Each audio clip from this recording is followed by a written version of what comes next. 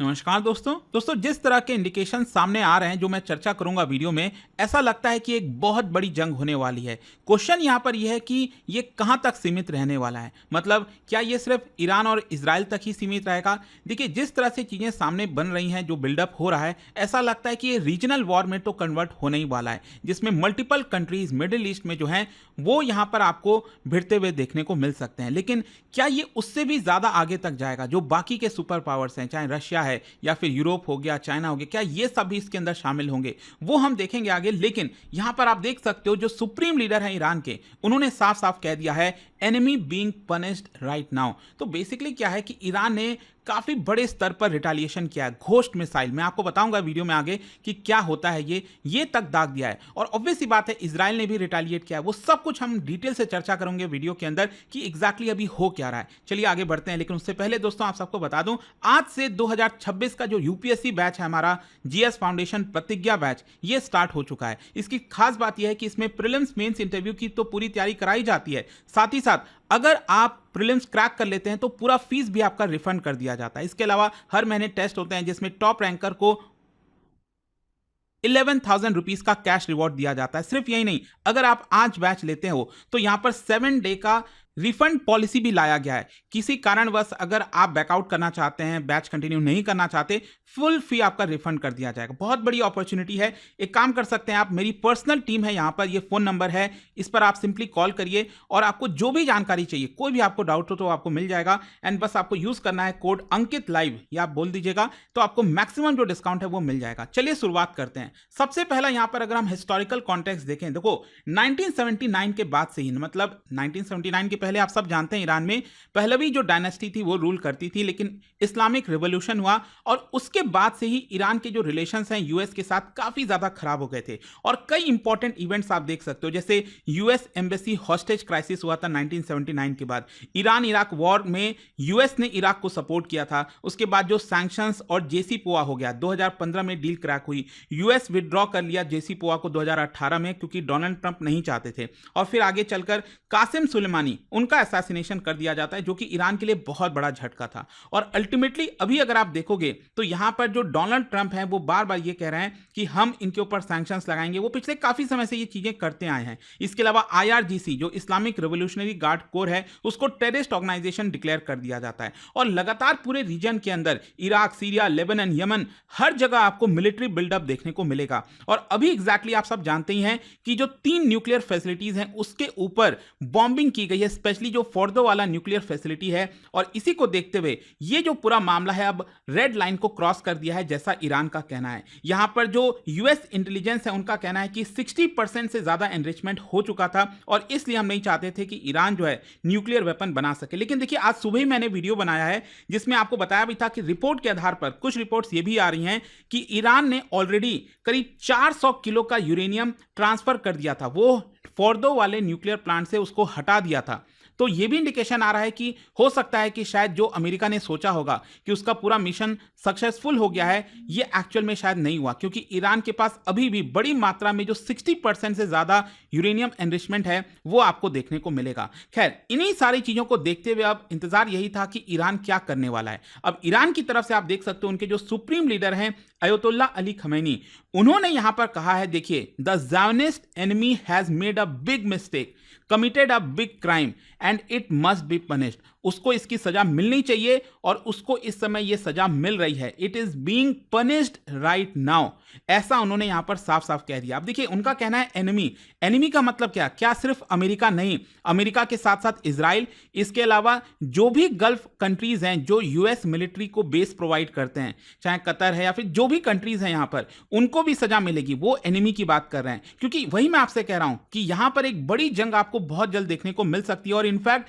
ये साफ साफ कह दिया गया ईरान की तरफ से कि जो भी कंट्री अमेरिका को सपोर्ट करेगा, मतलब अगर हमारे ऊपर अटैक हो रहा है और उसके लिए पीछे से कोई भी देश सपोर्ट कर रहा है तो वो भी हमारा दुश्मन है। तो इसके अलावा यहां पर यूके हो गया, फ्रांस हो गया, कई देश इसमें शामिल हो सकते हैं। फिर इसके अलावा जो सुप्रीम लीडर का कहना था ग्रेव बिग मिस्टेक। तो ये बेसिकली कह रहे हैं कि ये कोई माइनर घटना नहीं है, ये कोई छोटी घटना नहीं है जो इस समय अमेरिका ने किया है। हमारे सबसे इंपॉर्टेंट जो स्ट्रैटेजिक एसेट्स हैं, न्यूक्लियर साइट्स, उसको खत्म करने की कोशिश की है। और कहीं ना कहीं ऐसा है कि अमेरिका को लगता है कि हमारे पास कैपेबिलिटी नहीं है, हम गिर जाएंगे यहां से। तो ये सब कुछ नहीं होने वाला, हम बहुत बड़े स्तर पर रिटेलिएट करेंगे and they must be punished. मतलब वो एनिमी के पनिशमेंट की बात कर रहे हैं, तो एक तरह से सिर्फ वो धमकी नहीं दे रहे हैं, वो कोई रेटोरिकल नहीं है, मतलब एक प्रकार से वो बहुत बड़े स्तर पर फोर्सफुली अटैक करेंगे, वो उनका साफ साफ कहना है। अब किस तरह से अटैक हो सकता है, देखो दो तीन चीजें हैं। एक है शॉर्ट टर्म का रिस्पॉन्स कैसा होगा, मीडियम टर्म और लॉन्ग टर्म। अगर हम शॉर्ट टर्म की बात करें तो यहां पर प्रॉक्सी रिटेलिएशन, बाकी के जो प्रॉक्सीज हैं, हिजबुल्लाह, होतीज, ये सब शामिल हो सकते हैं। साइबर अटैक बड़े स्तर पर कराया जा सकता है अमेरिकन एसेट्स और वेस्टर्न कंट्रीज के ऊपर, कोऑर्डिनेटेड हैक किए जा सकते हैं, मिसाइल ड्रोन स्ट्राइक, तो ये तो चलता ही रहता है, अभी चल ही रहा है। लेकिन इसी को देखते हुए आप देख पाओगे अमेरिका भी रेड अलर्ट पर आ गया है। अमेरिका ने अपने सभी नागरिकों को वार्निंग जारी कर दी है, वर्ल्ड वाइड कॉशन जारी किया है, ग्लोबल अलर्ट जारी किया है कि अमेरिका के जितने नागरिक हैं वो सावधान हो जाइए, आप कहीं पर भी हो तो आपके ऊपर अटैक हो सकता है। तो आप समझ रहे हो ये मामला कितना हद तक आगे जा चुका है।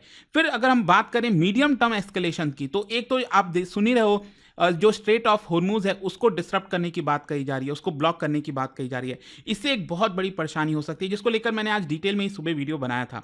फिर इसके साथ साथ यहां पर डायरेक्ट रिटेलिएशन कर सकता है इजराइल के ऊपर, जो कि अभी ऑलरेडी चल ही रहा है। इसके साथ साथ प्रॉक्सीज, जैसा मैंने बताया, ये और बड़े स्तर पर शामिल हो सकते हैं। लेकिन एक्सट्रीम केस में, जैसा कि यहां पर एक बहुत बड़ा डर है, पैनिक का माहौल है कि क्या ये वर्ल्ड वॉर 3 में कन्वर्ट हो जाएगा। मैंने कल भी आपको बताया था कि देखिए वर्ल्ड वॉर जो होता है ना, वो ऐसा नहीं है कि कोई अनाउंसमेंट होकर होता है कि आज से वर्ल्ड वॉर स्टार्ट हो गया। ये धीरे धीरे चीजें बिल्डअप होती हैं। पहले भी हमने यही देखा है, वर्ल्ड वॉर 1 हो गया, वर्ल्ड वॉर 2 हो गया। पहले ये एक तरह से वो यूरोपियन वॉर थे, लेकिन धीरे धीरे कंट्रीज शामिल होते गए और अचानक से पता चला कि हाँ, इसमें तो पूरा वर्ल्ड ही ऑलमोस्ट शामिल हो गया है। तो इस तरह की आपको चीजें देखने को मिलेगी। अगर मान लो ईरान जो है वो यूएस की नेवी वेसल्स गल्फ स्टेट्स पर अटैक कर देता है, ठीक है, तो इसकी वजह से मामला काफी गंभीर हो सकता है। फिर यूएस भी रिस्पॉन्ड करेगा, मैसिव रिटेलिएशन होगा। फिर इजराइल भी यहां पर प्रीएम्प्टिव कैंपेन लॉन्च कर सकता है, लेबनान में, सीरिया में, ईरान में। नेटो और जो रशिया हैं वो भी इन्वॉल्व हो सकते हैं। तो ये एक बड़े स्तर पर वॉर भी जा सकता है। अब देखिए यहां पर क्या है कि सुप्रीम लीडर का जो स्टेटमेंट आया, उसके जस्ट बाद अगर आप देखोगे तो ईरान की तरफ से, इनफैक्ट ईरान के जो मिलिट्री सेंट्रल कमांड है, उन्होंने एक वीडियो मैसेज जारी किया और यहां पर उनका कहना था कि जो ट्रंप है वो गैम्बलर हैं and you may start this war but we will be the ones to end it. अगर आप देखोगे तो यहां पर उनका कहना था मिस्टर ट्रंप द गैम्बलर, मतलब ट्रंप को गैम्बलर की तरह बोल रहा है ईरान। क्योंकि अगर आप देखिए तो ट्रंप बार बार क्या कहते आ रहे थे, ट्रंप कह रहे थे कि वॉर हम नहीं चाहते हैं, हम अपने सैनिकों को मिडिल ईस्ट में नहीं भेजना चाहते हैं, क्यों हम फालतू का उसमें शामिल होते हैं। लेकिन एक्चुअली जो ट्रंप कहते आ रहे थे उसका जस्ट उल्टा उन्होंने यहां पर कर दिया। अब चाहे जो भी कारण रहा हो, तो यहां पर एक्चुअली क्या है कि ट्रंप को गैम्बलर इसलिए कहीं ना कहीं बोला जा रहा है कि ट्रंप को लग रहा होगा कि ईरान कमजोर है, हम उसको खत्म कर देंगे। तो ईरान का कहना है कि नहीं, ये आपने एक बड़ा गैम्बल किया है, you may start this war, आपने ये वॉर स्टार्ट किया होगा लेकिन हम इसको एंड करेंगे। तो अगेन ये काफी बड़ी वार्निंग हो जाती है। और इसीलिए अगर आप देखोगे तो यहां पर जो घोस्ट मिसाइल है, घोस्ट मिसाइल कहने का मतलब ईरान का इनविजिबल एक मिसाइल कहा जाता है जिसका नाम है खैबर शेकन। खैबर शेकन जो मिसाइल है, अगेन ये कई सारे रडार से बच जाता है और एनिमी टारगेट को हिट करता है। ये अगर आप देखोगे खैबर शेकन मतलब होता है ब्रेकर ऑफ खैबर, मतलब इसको 7th सेंचुरी का जो बैटल हुआ था ना मुस्लिम फोर्सेस और ज्यूइश फोर्ट्रेस के बीच में, तो वो आपको देखने को मिलेगा, मतलब उसको ये सिंबलाइज करता है। और ये अगेन आप देखोगे तो ये किस तरह का मिसाइल है, ये मीडियम रेंज बैलिस्टिक मिसाइल आपको देखने को मिलेगा जिसकी रेंज 1450 किलोमीटर के आसपास है। ये सॉलिड फ्यूल है, मतलब इसको तुरंत लॉन्च करने की कैपेबिलिटी रखता है। मोबिलिटी मतलब यहाँ पर रोड मोबिल, मतलब ट्रांसपोर्ट आप इसको इजिली कर पाते हो और कहीं से भी लॉन्च कर सकते हैं। वॉरहेड इसमें है और यही सबसे इंपॉर्टेंट है, that is manoeuvrable re entry vehicle, मतलब जब ये लॉन्च होता है ना, जिस तरीके से लॉन्च होता है और सुपरसोनिक स्पीड से लॉन्च होता है और हवा में ही इसके डायरेक्शंस को चेंज किया जा सकता है। And that is one of the biggest thing, because कि यहां पर जो रडार है, चाहे वो एयर डिफेंस सिस्टम हो गया, एरो 3 हो गया इजराइल का, या फिर आयरन डोम की काफी आजकल चर्चा हो रही है, तो उन सब से ये बचकर जो है डायरेक्टली हिट कर सकता है एसेट्स के ऊपर। और इसमें मटेरियल भी कंपोजिट बॉडी और इस तरह के आपको देखने को मिलेंगे, मतलब रडार के जो सिग्नल्स हैं उसको एब्जॉर्ब कर लेता है। उसको वापस नहीं जाने देता और इसीलिए काफ़ी घातक इसको बताया जाता है। ये जो मिसाइल है, लेट मी टेल यू, ये ईरान का 3rd जनरेशन मिसाइल है जो कि ईरान ने खुद इसको डेवलप किया गया और पहली बार इसको फरवरी 2022 में दिखाया गया था और इसको IRGC की जो एरोस्पेस डिवीजन है उन्होंने बनाया है।